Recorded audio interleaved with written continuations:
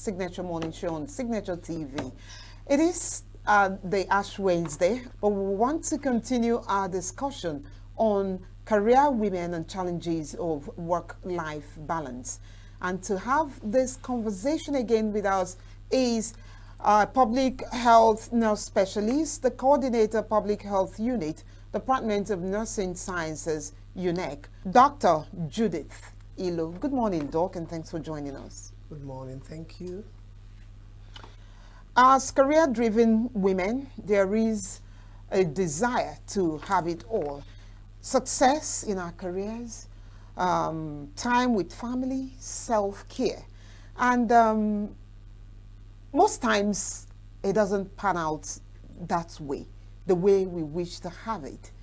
Not that women are lazy, not that women are less than go-getters, but some circumstances, including society, do not support these vision and goals of women.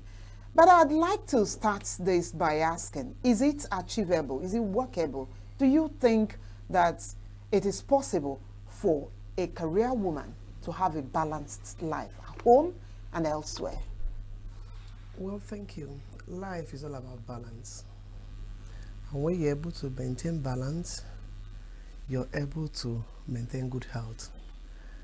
And in the world today, what helps us in everything we're doing is that when you are mentally balanced. When you're mentally balanced, you're able to apportion time and periods to certain activities. So striking a balance between working and life is very important. And what is this balance all about? It's all about creating time for your work and creating time for other things that are important to you. So when you are able to create time for your work, time for other things that are important to you, these things may be church activities that are religious, social activities, family life, or social or community development. So modern women today, that has been very easy for them. It's quite challenging. Viewing the situation we find ourselves in the Southeast or in Africa, women in general. Women are expected to take care of their homes, and this involves direct children and other relatives around, the spouse, and the aged parents. Parents both way, parents-in-laws and parents. Then work. So you see, when you combine all this with work, regular work, secular work, it becomes very challenging. But how can we cope? Because I find myself in that situation too. The only way we can cope is to strike a balance.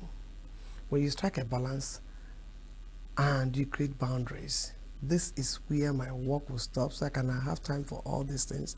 When you're able to achieve that, then you're able to maintain good health, you're able to maintain your good mental health, and you are happy doing both your work and having a life. Because it's observed that when you devote all your time for work, you may never have a life to live.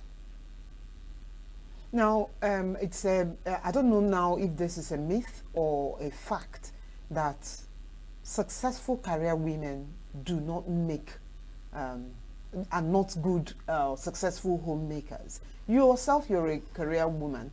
Is it possible that one area of a career woman's life may have to suffer for other areas to thrive? Well, when there's no balance, that could happen. But if there is balance, the possibility is very low. Now, talking about this balance, are there practical steps a career woman should? Like all through my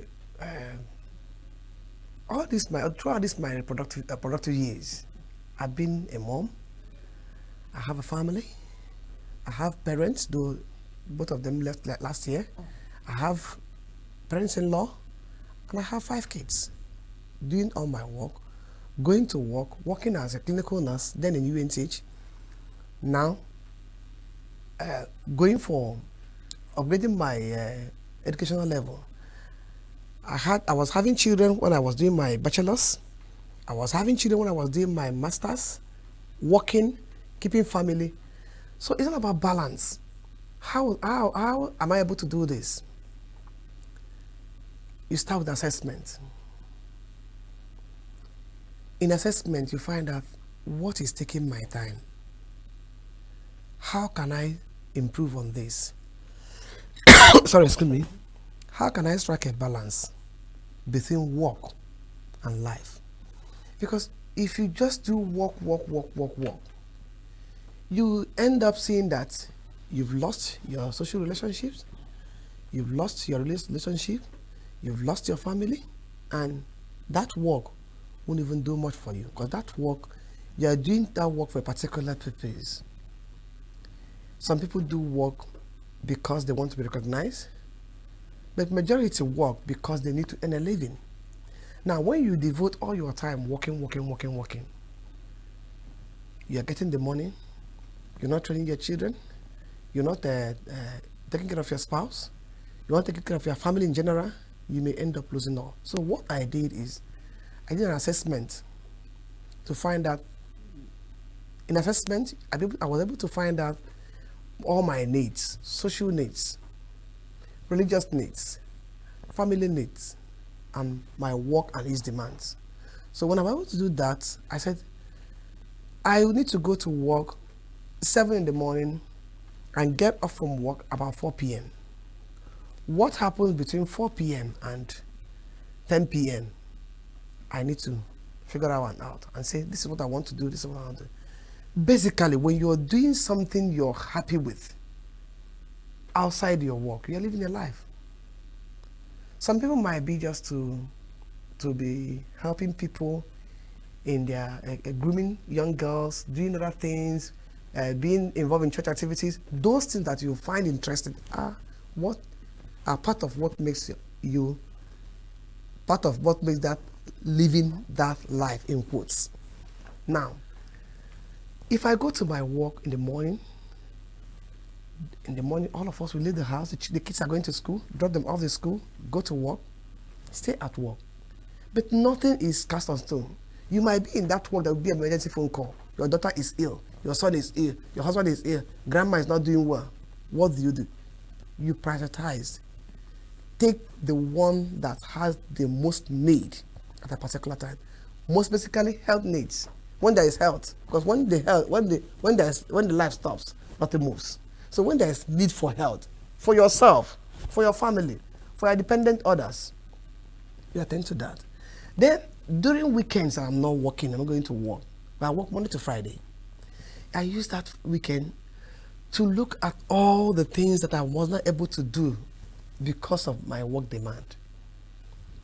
Look at the children's school work over the week. Have they done? Is there a need to apportion some time more to a particular child than the other? Then look at the church activities.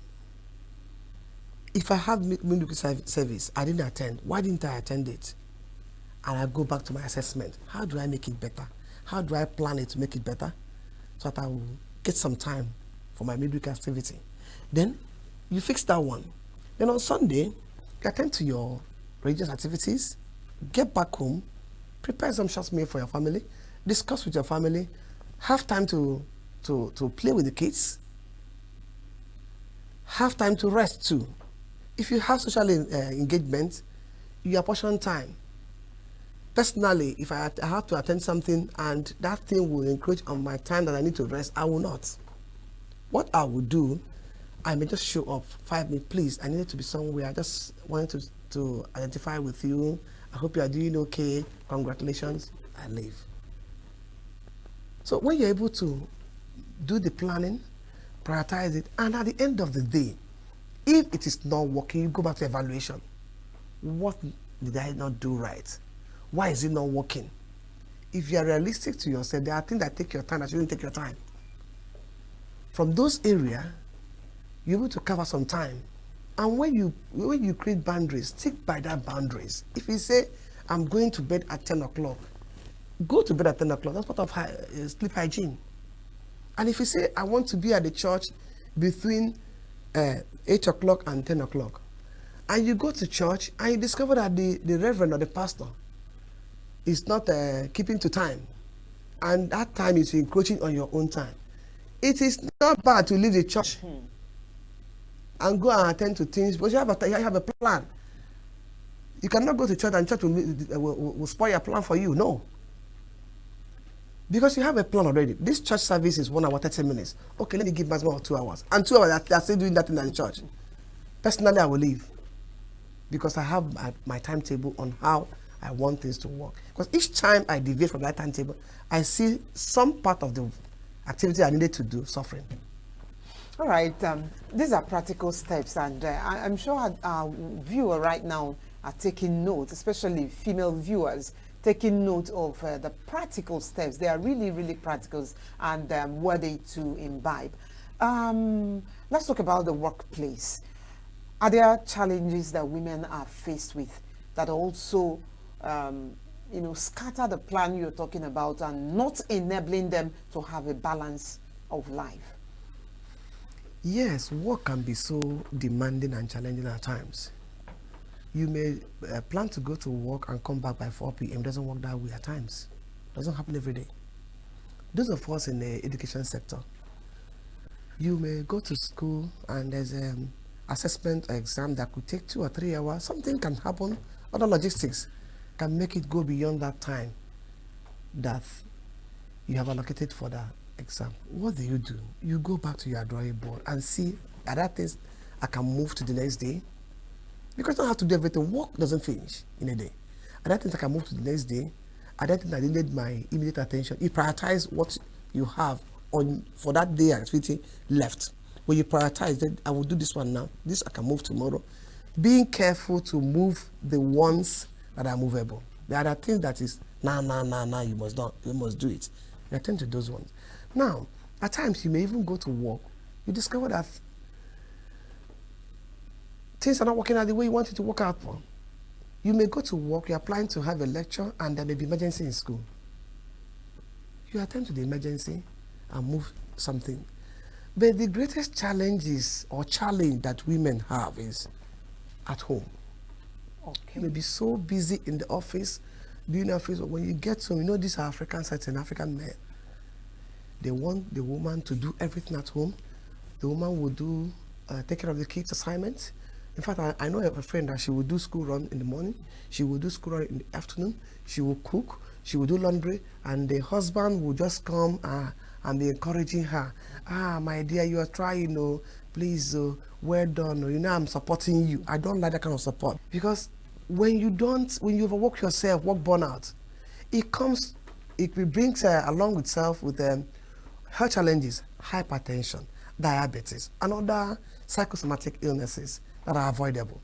But when a woman is able to have good rest at home, good assistance at home, that woman is able to excel in her profession.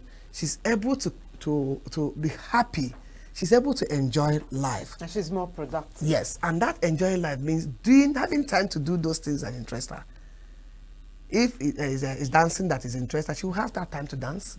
If it's going for clubbing, or if it's going for other such activities, you see them being productive both in their career and in that other side of life that they find interesting. Now that you mentioned it, which helps a woman, a career woman most especially, to create a balance? Spousal help or hired hands? Well, I will answer that in 2 ways. The woman herself deciding to create a balance is number one. Because there are people who don't actually know what they want. And when you don't know where you're going, getting to that place is a problem for you. The woman will be a woman that said, this is what I want to do. This is how I want to go about it. These are my plans. I've done this assessment. I've prioritized my need. I've been able to create boundaries. Now, coming home, women were emotional people. Spousal help, spousal assistance, spousal support, and the praises will go a long way in making the woman productive and happier. Then other help that the people around can help, but the basic need, the basic help, the basic support that the woman will cherish and will be a propeller for her to do well in her career and in living a good life is spousal support. Now, there was a scenario you were creating about a woman that has to do all things and her husband was providing only verbal support. I'd like us to look at societal expectations here, this part of the world, and how it impacts on the woman who is seeking to balance work, family, and personal life. What are those expectations that get in the way? Well, in a socio-cultural setting in Igbo, a woman, a career woman, yes, you're doing your work, but as much as you're doing your work, they want you to deliver 100% your family duties. And when this is happening, you see that is a problem. The woman will be pregnant. Probably she will have other children that she's taking care of. She's working. The woman is the cook in the house. She takes care of the laundry. She takes care of cleaning the house. She takes care of virtually everything. Even takes care of the husband too. And our society do not follow that. They see it as a normal work. Even if she's dying in the work, they look at it that way, that it is her job.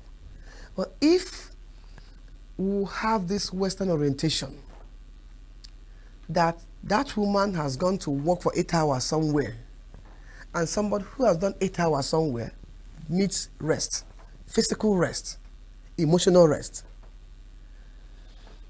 We see that in some cases these are lacking.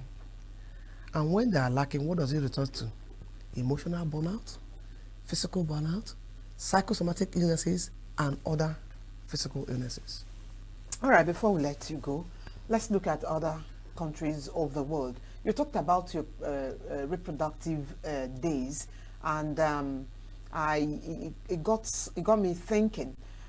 In this part of the world, in Nigeria per se, women are given a number of months as maternity leave to rest a while after having a baby, and then you are expected to get back to work. And that does not mean that your maternity activities have ended. But I know countries that extend theirs to up to 1 year. What happens after 1 year is what I don't want us to get into, because at the end of 1 year, the woman could get pregnant again and the maternity leaves continue forever. But are there policies that Nigeria can, adopt to help women maintain a career, family, life balance? Okay, if I get you right, talking about maternity leave, yes. In Nigeria, we have a policy, we have good maternity leave. Like doing... Do you think it's good enough? Well, let me share my experience. During my reproductive years, when I was having kids, we have what we call IYC, International Year of the Child.